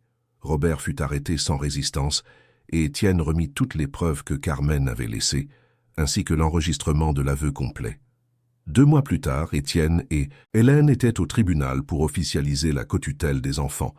La procédure avait été rapide et sans complications, surtout compte tenu des circonstances extraordinaires qui avaient mené à cette décision. Robert avait été condamné pour homicide volontaire et tentative de fraude. Il purgeait une peine de 25 ans de prison et l'entreprise avait été entièrement restructurée sous la direction d'Étienne et de Marc. « Comment vous sentez-vous » demanda la juge, Madame Marina Costa, une femme élégante d'une 50aine d'années qui avait mené la procédure avec beaucoup de sensibilité. « Reconnaissant, » répondit Étienne, en regardant Hélène. « Reconnaissant d'avoir trouvé une seconde chance de former une famille. Et vous, Hélène, comment vous sentez-vous en assumant officiellement la responsabilité de ces 3 enfants ?» Hélène sourit, pensant à Louis, Marianne et Gabriel, qui étaient à la maison avec Madame Martine, impatients de connaître le résultat de l'audience. « Je me sens complète, » répondit-elle. « Ces enfants m'ont appris que la famille ne se construit pas seulement avec le sang, mais avec l'amour, le dévouement et la présence. » La juge signa les documents officiels et Étienne et Hélène sortirent du tribunal en tant que co-tuteurs légaux de Louis, Marianne et Gabriel. Quand ils arrivèrent à la maison, ils trouvèrent les enfants dans le jardin. Le même jardin où tout avait commencé 2 mois plus tôt était maintenant transformé. Hélène et les enfants avaient planté les fleurs préférées de Carmen, créé des parterres organisés et même construit un petit potager où ils cultivaient des herbes et des légumes. « Alors ?» demanda Louis avec impatience en les voyant arriver. « C'est officiel, » annonça Étienne. « Hélène est officiellement votre tutrice. » Marianne courut pour serrer Hélène dans ses bras. « Ça veut dire que tu es notre 2e maman maintenant. » Hélène s'agenouilla à la hauteur de la fillette. Ça veut dire que je serai toujours là pour m'occuper de vous, comme le ferait une maman. » Gabriel, qui avait maintenant presque 5 ans et parlait beaucoup mieux, s'approcha avec un dessin à la main. « J'ai fait un dessin de notre nouvelle famille, » dit-il, montrant fièrement une image où 4 personnes souriaient, un homme grand, une femme blonde et 3 petits-enfants. Étienne regarda le dessin et sentit ses yeux s'embuer de larmes. « Il est parfait, Gabriel. » Ce soir-là, après avoir couché les enfants, Étienne et Hélène s'assirent dans le jardin, observant les fleurs qui commençaient à éclore. Il y avait une paix dans la maison qu'Étienne n'avait pas ressentie depuis longtemps. « Hélène, dit-il, je peux te poser une question personnelle. »« Bien sûr. Es-tu heureuse ? Je veux dire, tu as abandonné une carrière brillante, accepté tout ce drame avec Robert, assumé la responsabilité de 3 enfants qui ne sont pas biologiquement les tiens. Est-ce que ça en vaut la peine ?» Hélène regarda la maison, où Louis, Marianne et Gabriel dormaient paisiblement, sachant qu'ils se réveilleraient le lendemain matin et qu'elle serait là. Elle regarda Étienne, qui s'était transformé d'un homme amer et contrôlant en un père présent et attentionné. Elle pensa à Carmen, qui lui avait fait confiance pour aider à guérir la famille qu'elle aimait tant. « Chaque moment en valait la peine, » répondit-elle. « Étienne, tu te souviens de ce que Carmen a écrit dans la lettre ? Que s'il lui arrivait quelque chose, tu devais protéger les enfants. Mais elle m'a aussi demandé quelque chose avant de mourir. »« Qu'est-ce qu'elle t'a demandé ?»« Elle m'a demandé de te protéger aussi. Elle a dit que tu essaierais de porter toute la culpabilité seule, que tu essaierais d'être trop fort et que tu finirais par te briser. Elle savait que tu aurais besoin d'aide pour réapprendre à être père. » Étienne sourit tristement. Carmen a toujours été plus intelligente que je ne le méritais. Elle n'était pas plus intelligente, Étienne. Elle vous aimait simplement assez pour planifier un avenir où vous pourriez être heureux même sans elle. 6 mois plus tard, la maison de Neuilly-sur-Seine s'était complètement transformée. Ce qui était autrefois un lieu silencieux et mélancolique vibrait maintenant d'énergie vitale. Hélène avait transformé l'annexe où se trouvait sa chambre en un espace de convivialité pour d'autres familles de la communauté traversant un deuil. 2 fois par semaine, elle recevait des enfants et des parents qui avaient perdu des êtres chers, offrant un soutien psychologique dans un environnement accueillant. Étienne avait pris le contrôle total de l'entreprise après l'arrestation de Robert et découvrit qu'il aimait beaucoup plus son travail quand il n'avait pas à partager les décisions avec quelqu'un qui avait des intentions cachées. Il avait également commencé à travailler avec des horaires plus flexibles, s'assurant d'être toujours présent aux moments importants pour les enfants. Louis, maintenant âgé de 9 ans, était devenu un garçon plus confiant et communicatif. Il aidait Hélène avec les autres enfants qui visitaient à la maison, faisant preuve d'une maturité émotionnelle impressionnante pour son âge. Marianne avait découvert une passion pour le jardinage et passait des heures à s'occuper des fleurs de Carmen, leur parlant comme si sa mère pouvait l'entendre. Gabriel était devenu un garçon vif et affectueux qui appelait Hélène « Maman Hélène » et Étienne simplement « Papa ». Un dimanche après-midi, Étienne organisait des papiers dans son bureau quand il trouva quelque chose qu'il avait complètement oublié. C'était une petite boîte à bijoux que Carmen lui avait laissée, mais qu'il n'avait jamais réussi à ouvrir après sa mort. Avec un courage renouvelé, il ouvrit la boîte. À l'intérieur se trouvaient 2 objets, un collier avec un pendentif représentant 3 petites étoiles et une note. « Étienne, si tu lis ceci, cela signifie que tu as réussi à surmonter la douleur et à trouver une nouvelle façon d'aimer notre famille. Ce collier représente Louis, Marianne et Gabriel. Donne-le à la personne qui t'a aidé à retrouver le chemin vers eux, avec tout mon amour éternel, Carmen. » Étienne descendit dans le jardin où il trouva Hélène en train de jouer avec les enfants. Elle apprenait à Gabriel à planter des graines de tournesol, tandis que Louis et Marianne faisaient un concours pour voir qui pouvait creuser le plus grand trou dans la terre. « Hélène, » l'appela Étienne, « je peux te parler 1 minute ?» Elle s'approcha, s'essuyant les mains sales sur le côté de son jean, exactement comme ce jour-là. 8 mois plus, tôt où il l'avait renvoyée injustement. « Carmen t'a laissé quelque chose, » dit-il en lui montrant le collier. Hélène lut la note et ses yeux s'emplirent de larmes. « Étienne, je ne peux pas accepter ça. »« Si, tu le peux, » dit-il en lui passant le collier autour du cou. « Tu le mérites, plus que tout. »« Quel joli collier !» s'écria Marianne en courant pour s'approcher. « Je peux voir ? Ce sont 3 petites étoiles, expliqua Hélène en montrant le pendentif à la fillette. Une pour chacun de vous. Ça veut dire que tu es à nous pour toujours maintenant ? Demanda Louis en rejoignant le groupe. Pour toujours et à jamais, confirma Hélène. Ce soir-là, après que les enfants se furent endormis, Étienne et Hélène restèrent à discuter dans le salon de leur projet d'avenir. Ils avaient décidé d'étendre le programme de soutien aux familles endeuillées, peut-être même de le formaliser en une association. Étienne avait offert un financement par le biais de son entreprise et Hélène était enthousiasmée par la possibilité d'aider d'autres familles comme la leur. Hélène dit « Étienne, pendant une pause dans la conversation, j'ai une question pour toi. » « Laquelle ? » Robert m'a envoyé une lettre de prison la semaine dernière. Hélène se tendit légèrement. Que voulait-il ? Des excuses, disant qu'il regrettait, qu'il avait perdu le contrôle, qu'il n'avait jamais voulu que les choses aillent si loin. Et qu'as-tu fait de la lettre ? Je ne l'ai pas encore ouverte, admit Étienne. Je ne sais pas si je veux la lire. Je ne sais pas si je peux pardonner. Hélène réfléchit attentivement avant de répondre. Étienne, le pardon n'est pas quelque chose que tu fais pour Robert. C'est quelque chose que tu fais pour toi-même et pour les enfants.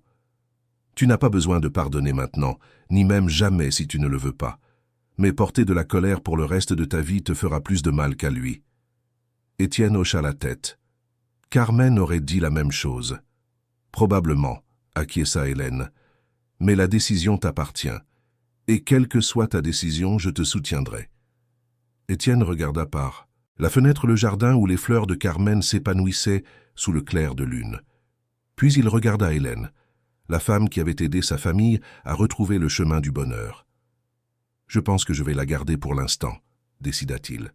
« Peut-être qu'un jour j'aurai le courage de la lire, mais pas aujourd'hui. »« C'est très bien comme ça, » dit doucement Hélène.